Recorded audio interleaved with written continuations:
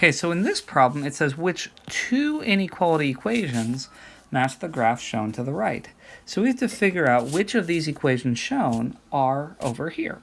All right, well, the first thing I notice is that this is a dashed line and we're shaded above it. See, it's dashed and then shaded above. So I know it's going to be this symbol right like this. So y is greater than. Okay, well, the way I like to read it is I like to find my y-intercept first, which is positive 4, and then my slope. My slope is going, it's positive, so it's up 1 and over 2.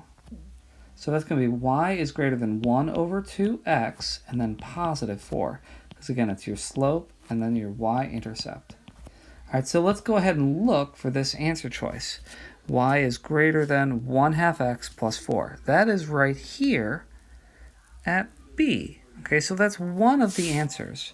All right, now what we have to do is we have to find the other equation that's going to be like that. Now, there's different forms of an equation.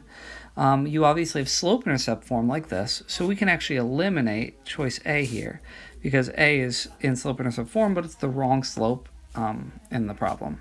Okay, so now what we have to do is we have to find which of these other equations are the same as this.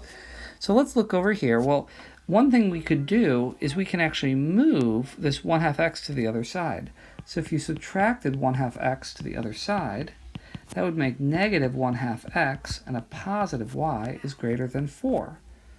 Okay, well, if we look right here, if you look at choice C, that is close to this, except it says that's positive, so we can eliminate choice C. All right, now let's look at choice D. Okay, well, if we took this whole equation and we, got rid of the fractions, we could multiply it by 2. That would make negative 1x, and then positive 2y is greater than 8. Now, if you look, this equation right here and that equation right here, those are not the same.